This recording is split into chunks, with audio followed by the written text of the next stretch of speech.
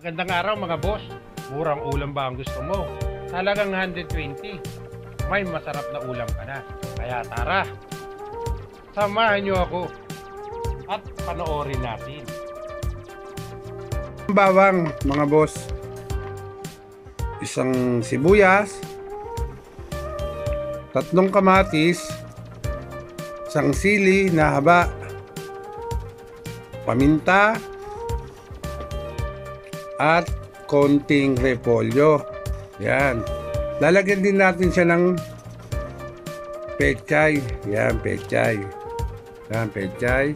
At isang taling dahon ng sibuyas. Yan po yung hahalo natin sa ginisang isda. Ito po ang gagamitin nating isda mga boss. Yan. Pinirito na ho natin siya. Kailangan din natin ng mantika at magic sarap at asin. Ayan. Ayan mga boss ang halo natin ngayon. Ito ngayon ang lulutuin natin ngayong araw na to. Kaya samahan niyo ako at tignan natin kung paano magluto ng ganitong klaseng ulam. Ano natin maghiwa mga boss? Iniwa ko na yung bawang saka yung repolyo. Iniwa ko na. At nahugasan na rin natin ang kamatis. Ganito po ang paghiwa ng sibuyas mga boss. Simple lang itong pagluluto natin. Napakasarap po nito pag kayo ay nagluto nito. Yung sinubukan nyo magluto. Masarap po ito. Madalas po akong umulam ng ganito. Huwain natin yung siling haba. Pag ganyan lang po, simpleng pag-ihiwa. Sundan natin ng kamatis. Yung kamatis, ganyan lang ang pag-ihiwa. Apat na lang. Apat na hiwa. Yan mga boss, yan. Ganyan lang mga boss, pagluluto, paghahanda ng sangkap.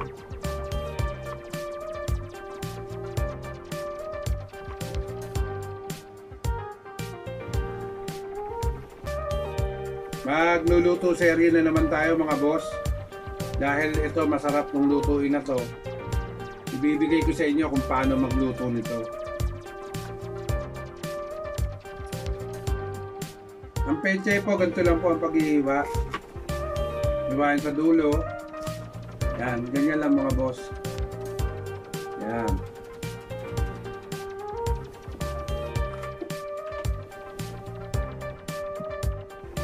Ganyan lang. Ganyan lang ang paghihiwa niya. Napakadaling lutuin nito, pero napakasarap. Ang dahon naman ng sibuyas ay ganito. Alisin natin yung dulo.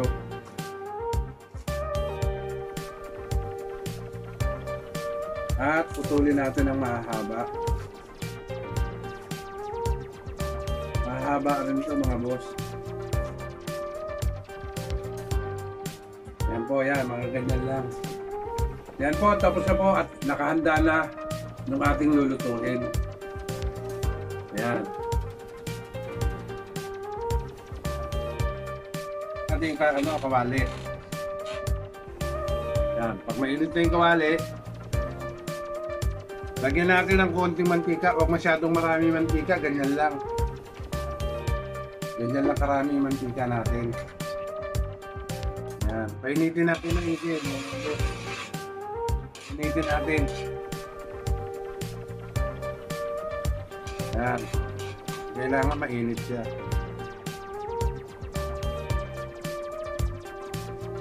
Ilagay natin ang bawang.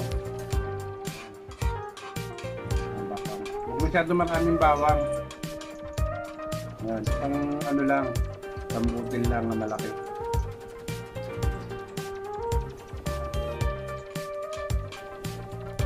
Pag golden brown na yung bawang,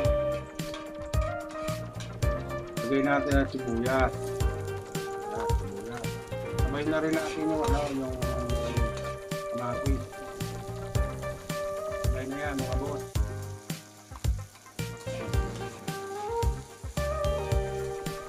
Kung nga palang isda na gagamitan ko, ito. Pero pwede rin yung tilapia or pangot.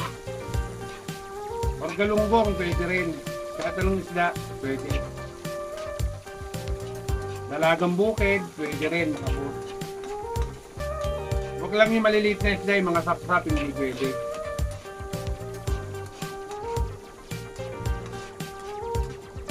Yan, ano yun lang natin maigi. Isa lang natin maigi to.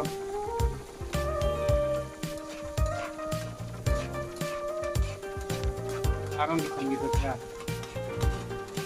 Yan.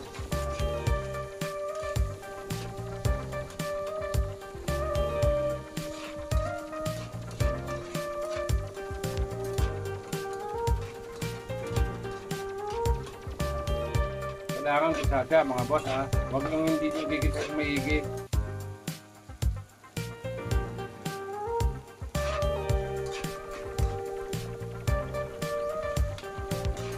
Kamatis. Yan. Pag-isa natin, lagyan natin ng tubig. Yan.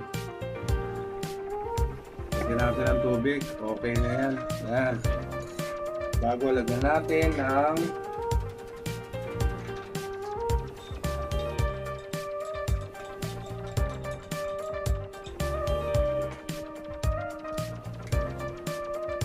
asin.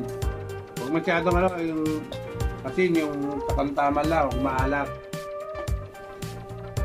Ito yung simpleng ulam lang. Simpleng pagluluto lang ng ulam. Ngayon, ilagay na natin ang isda.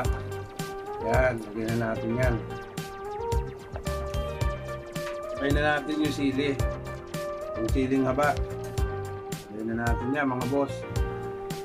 Yan. Ganyan lang po paghahanda ng ng ulam na yan. Ginisang isda.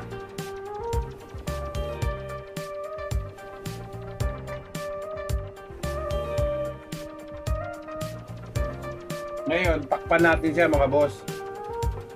Hintayin natin kumulo. At kumukulo na yung ating niluto. Yan. Kumukulo na siya. Yan. Ngayon, ilagay natin ang magic sarap. Ganyan lang kasimple yan mga boss. Yan. Ganyan lang kasimple. Ngayon, tikman natin kung tama na yung alat niya. Yun. Sakto na yung alat. At ilagay na rin natin yung paminta.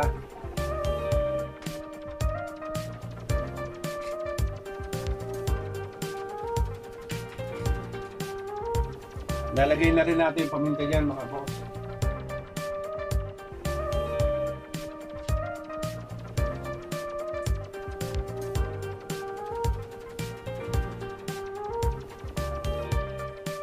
Yan. Konti, ito lang isang balot na maliit lang ilalagay natin yung paminta. Huwag masyadong marami. Yan. Pagkatapos natin lagyan ng paminta at yung ginisa mix, ilagay na natin tong repolyo. Yan. Konting repolyo lang, huwag masyadong marami. Yan. At isunod natin yung tangkay ng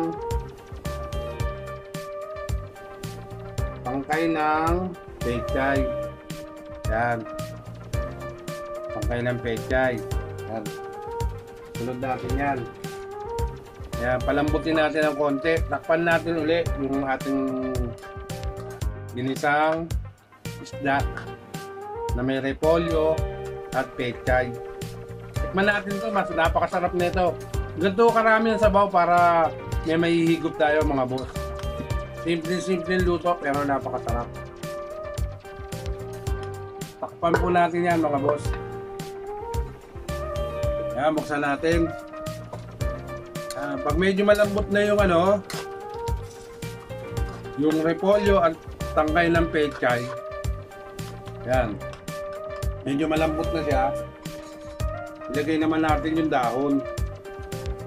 Yan, napakagandang tignan, no? Yan, no? Napakagandang tignan, no? Yan. Ilagay natin yung dahon ng mga boss. Ayan, no? Sarap, oh. Yan.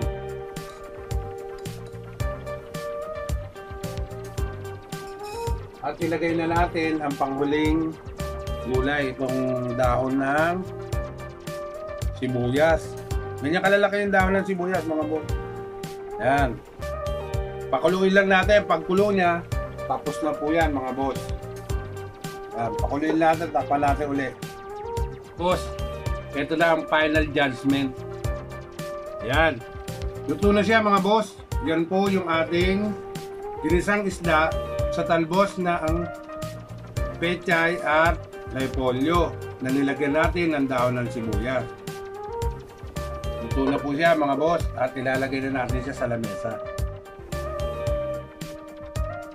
Ito, mga boss, yung niluto nating isda. Yan. Niluto sa ginisang isda na nilagyan natin ng pechay at repolyo na sinamahan natin ng dahon ng sibuyas. Magluto naman tayo para sa ating mga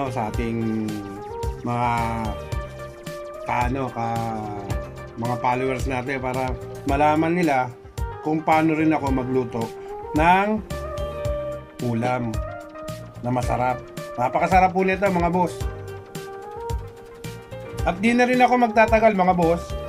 At hanggang sa muling pagluluto, cheese!